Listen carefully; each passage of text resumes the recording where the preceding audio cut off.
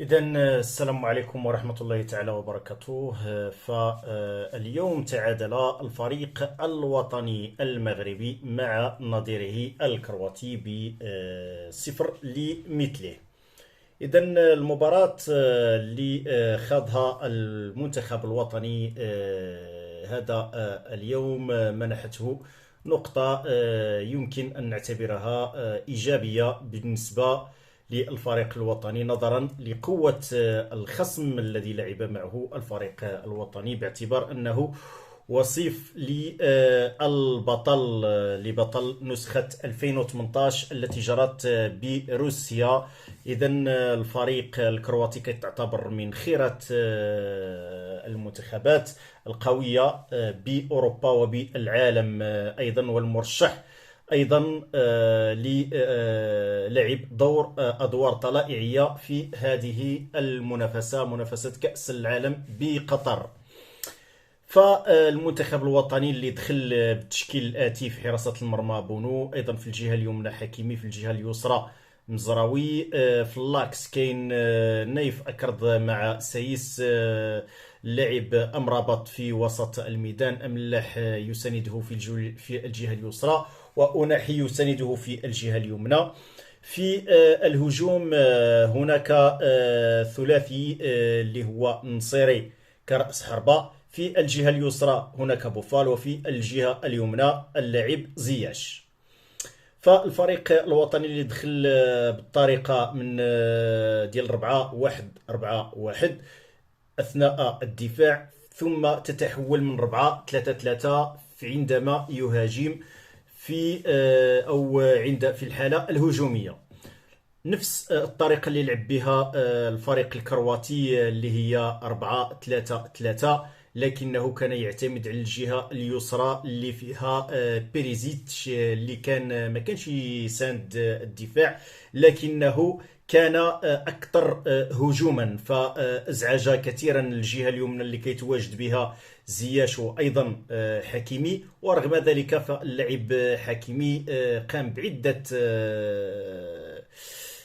بعدة طلعات لمساندة الهجوم، وأيضا اللاعب زياش في الشوط الأول قدم مباراة رائعة، وأيضا ناور من الجهة اليمنى وساعد كثيرا الهجوم. فالفريق نحن نعرف أن الفريق الكرواتي لديه القوة الضاربة، هي خط الوسط الميدان، ثم التحول السريع من وسط الميدان إلى الهجوم أو من الدفاع إلى الهجوم بطريقة ممتازة. فهم يجيدون الكرات المرتدة ولا يضيعون الكرات. فنحن نعرف أن الفريق الكرواتي إذا خليت له المساحات فهو يستغل أنصاف الفرص لتسجيل الأهداف. اليوم شفنا الفريق الوطني المغربي اللي سد جميع الممرات على المنتخب الكرواتي، خصوصا الجهه اليسرى اللي قلنا كيلعب في المكان ديالها اللاعب بيريزيتش. فهو سد هذا المنفذ بمساندة كل من اللاعب زياش، أيضا حكيمي، وأيضا مساندة من طرف اللاعب أناحي عندما يصعد زياش وحكيمي. فأناحي كان كيغطي في الجهة اليمنى، رغم أن هناك مؤاخذات على اللاعب أناحي، ربما اللي كان كيشوف بأن أناحي ضيع بعض الكرات في الهجوم، وأيضا قام ببعض الأخطاء أو بأخطاء في التمرير، وهذا اللي خلى البعض أن أناحي كان يظهر بصورة ربما سلبية، لكن المواقع الكبرى أعطته تنقيط جيد اللي هو 7.2، فهو التكلاصة الثالث في المجموعة بعد ما فاز حكيمي بأعلى تنقيط هذا اليوم، وهو رجل المباراة 7.8. أيضا ليفران وبونو أيضا ب7.5 في التنقيط. فبقية اللاعبين 7-2. فمثلا مودريتش 7-2. كاين اللاعب غراديول المدافع القوي لفريق كرواتيا بتنقيط 7.3. فنوليو المباراة. فالقوة الضاربة، قلنا بأن المنتخب الكرواتي لديه قوة ضاربة اللي هو مودريتش، وأيضا بروزوفيتش واللاعب كوفازيتش. فهذا الثلاثي ديال خط الوسط اللي هو ثلاثي قوي جدا، ولا خلينا له المساحة، وأيضا خلينا له انهم خليناهم يلعبوا بدون حراسه، ممكن يشكلوا عليك خطر في اي دقيقه من الدقائق اللي في المباراه. فلهذا فالركراكي قام بواحد الطريقه، بواحد الخطه اللي هي في الحاله الدفاعيه اللي هي كتلعب ب 4-1-4-1. فشكل جدارين، الجدار الاول اللي هو الدفاع كيتشكل كل من اللاعب مزراوي ونايف اكردوا وسايس ثم حكيمي. الجدار الثاني اللي كيتشكل بامرابط وايضا املاح واناحي. فهاد الجدارين اللي قام بهم الفريق الوطني مع المساندة المهاجمين، فاللاعب زياش وايضا اللاعب بوفال اللي كان كيساندوا الخط وسط الميدان، وايضا اللاعبين اللي كانوا يديروا هجمات من الاطراف، خصوصا من الطرف من الجهة اليسرى للفريق الكرواتي، الجهة اليمنى اللي كيتواجد فيها اللاعب حكيمي. فاللاعبين تقريبا كلهم قاموا بمباراة رائعة وجيدة، مع الاعتماد على حراسة فردية على كل لاعب، وهذا شيء جميل. هذه الحراسة الفردية على كل لاعب والضغط العالي على اللاعبين ديال الكروات هما اللي خلاوهم انهم يفقدوا الكثير من الكرات، وكانت هناك هجومات مرتدة للفريق الوطني ما تستغلتش بشكل جيد، لكنها في المقابل شكلت خطورة كبيرة على الحارس المرمى ليفاكوفيتش. فالحارس ليفاكوفيتش تختبر اكثر من مره، فشفنا احدى الكرات اللي كانت راسيه من مزراوي، على اثرها اتصاب مزراوي في اضلاعه. فالأخبار القادمة من هنالك يقول بأن مزراوي فهو في صحة جيدة، وممكن أنه يعود في المباريات المقبلة. فبالتوفيق أو بالشفاء العاجل للاعب مزراوي. أيضا ضيعت الفريق الوطني ضيع عدة كرات، مثلا الرأسية اللي ما تحكمش فيها اللاعب النصيري اللي كانت على إثرها أن تسجل. أيضا أناحي ضيع كرة اللي ما تحكمش فيها. فكانت يعني الفريق الوطني وصل للمرمى ديال كرواتيا، وما نساوش ان كرواتيا لديها مدافعين من الطراز العالي، فمثلا ليفرين وايضا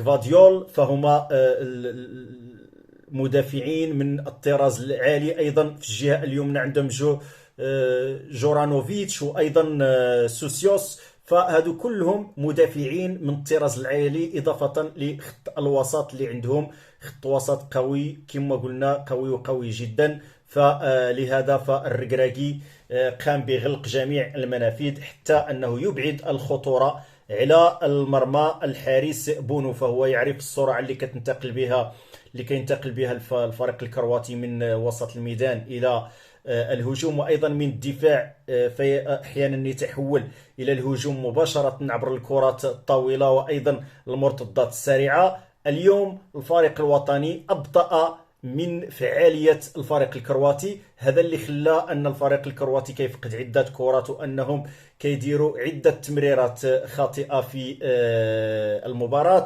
ولهذا فالفريق الكرواتي كان مكبلا من جميع النواحي. فالفريق الكرواتي اليوم كان بطيئا في تحولاته، من التحول من الوسط الميدان إلى الهجوم، وأيضا من الدفاع إلى وسط الميدان، ومن الدفاع إلى الهجوم. ولهذا فعلاش قلنا بأن الفريق الوطني جاب نقطة ثمينة. فقوة هذا الخصم لا يستهان بها، فقوة هذا الخصم عند مدربيه، المدرب اللي احنا كنعرفوه انه مدرب منذ سنة 2018 مع هذا الفريق، خاض عدة تجارب. فالتجربة اللي كاينة عند هذا المدرب هي اللي خلات الفريق الكرواتي يلعب كمجموعة متلاحمة فيما بينهم، خصوصا انه عنده لاعبين مخضرمين، رغم ما يقال ان اللاعبين الكروات فهم عندهم السن نوعا ما طالع، لكن انا اقول العكس، بان السن ديال الفريق الكرواتي لا يتعدى 27 28 سنه. فعندهم لاعبين مخضرمين، ربما اكبر لاعب فيهم هو مودريتش 37 سنه. اما البقيه فتقريبا عندهم 25 24 27 28 29 سنه، 30 31 حتى 32 سنه. فكلهم لاعبين كيلعبوا تقريبا بطريقة رائعة، وكلهم كيلعبوا في فرق كبرى كتشيلسي وأيضا الانتر واسي ميلان فتوتنهام، فلاعبين اللي عندهم من الطراز العالي. فعكس ربما الفريق، ربما فرق أخرى، الفرق ديال أوروبا. فإلا جينا نتكلموا مثلا على بلجيكا اللي كتلعب بالطريقه ديال 3-4-3، واللي كتخلي بعض الفراغات في الجهه اليسرى والجهه اليمنى، اللي ممكن انه الفريق الوطني مستقبلا انه يستغل هاد الفراغات. فالطريقه اللي كتلعب بها بلجيكا فهي مختلفه تماما مع الطريقه اللي كتلعب بها الكروات، ولهذا قلنا بان فريق كرواتيا هو اصعب منتخب في هذه المجموعه هذه. فرغم ان الكل يعني يجمع على ان المنتخب بلجيكا هو الاقوى، ربما فرديا الفرديات ديال المنتخب البلجيكي هي الاقوى، هجوميا منتخب بلجيكا اقوى، لكن الفريق الكرواتي قوته في تلاحم المجموعه، فهو يلعب كمجموعه اكثر ما يلعب كفرديات. وايضا فهو السرعه والتحول اللي قلنا عليه من وسط الميدان الى الهجوم هو اللي يخليك انه يرغمك على انك تلعب بهذه الطريقه، اللي هي الطريقه ديال التراجع وبناء الجدارين والدفاع الخطي، لكي لا تترك مساحات للفريق الكروات باش انهم يهاجموا عليك. ففي حاله ما الا بغيت تلعب بالطريقه المفتوحه اللي ربما كيلعبوا بها منتخبات اخرى، ممكن ان مع فريق كرواتيا انك تخسر باهداف ربما غزيره وكبيره. فلهذا انا يعني احيي الركراكي على الطريقه اللي لعب بها اليوم، وايضا على عدم المغامره للامام، لان في حاله المغامره كنا غادي نخسروا بالنتيجه. فلهذا فالحذر موجود، رغم اننا احيانا لو كان انه الفريق الوطني ما حالفوش الحظ في بعض الكرات، لو تسجل الفريق الوطني احدى الاهداف لا كانت يعني مباراة اخرى، وربما كان الفريق الكرواتي انه يقدر يصعد اكثر ويغامر اكثر، فالفريق ممكن انه كان يضيف الغلة. فهذا من ناحية. من ناحية أخرى فنتكلموا على البدائل ديال الفريق الوطني. فالبدائل ديال الفريق الوطني دخل اللاعب الصابري مكان أناحي، أيضا في الجهة اليسرى دخل عطية الله مكان مزراوي، أيضا دخل اللاعب الزلزولي، وأيضا إدخال حمد الله لأول مرة يلعب كأس العالم ومنذ مدة طويلة مكان اللاعب النصيري. فإلى جينا نتكلموا على الزلزولي ربما يعني نظرا للسن ديالو وعدم التجربة ديالو مع المنتخب، وأيضا خصوصا مع منتخب قوي كمنتخب كرواتيا، ربما تاه في الفرديات. هذه يعني السلبيات ديال اللعب الفردي، هو أنه عندما تستلم الكرة وأنك تحاول بما أمكن أنك تلعب بالفرديات، وهذا اللي كيخليك أنك تسقط في ربما يعني عدم التركيز وهذا كيخليك أنك تفقد الكرة. فربما يعني المدرب انتبه لهذا الشيء هذا، وغادي ينبه اللاعب الزلزولي في المباريات المقبله باش انه يمد الكره للزملاء ديالو، خصوصا في العمق. كان هناك في الكاري 18 اللي كان عندنا حمد الله، ممكن انه كان يستغل الفرص، وحنا كنعرفوا ان حمد الله فهو خطير جدا في مربع العمليات، فهو يستغل بشكل جيد المربع العمليات. ايضا اللاعب في الجهه اليسرى اللي هو عطيه الله اللي لعب بشكل جيد، فنحييه أيضا على المباراة ديالو اليوم مع المنتخب الوطني اللي عوض اللاعب مزراوي المصاب. ايضا اللاعب الصابري اللي لعب دقائق معدوده، لكن هذه الدقائق يعني بينت بان هذا اللاعب هذا فممكن انه يكون مع المنتخب الوطني في المباراه القادمه، وربما ممكن انه يعطي اكثر في المباراة المقبلة مع المنتخب إذا دخل منذ الوهلة الأولى، خصوصا ونحن نعرف الصابري وأيضا القذفات القوية اللي عند هذا اللاعب. أيضا واحد الايجابيه اللي كاين عند الصابيري هو انه باللغه ديال كره القدم زعامي، انه كيزعم وكيدخل كيزيد بالكره للامام، ما كيتراجعش للخلف او الى اخره. وايضا مدافع في وسط الميدان، مدافع شرس، فنظرا للقوه البدنيه ديالو ايضا التكتيكيه كتخليه انه يزيد الامام، فهو تقريبا من الفصيله ديال أناحي، لكن ما يجيده الصابري أكثر من أناحي ربما هي الشجاعة والتقدم بالكرة إلى الأمام أكثر. أيضا نمشيو عند البديل الآخر، ففتنا حمد الله أيضا الزلزولي وأيضا اللاعب الصابري، فما بقناش يعني شي بديل.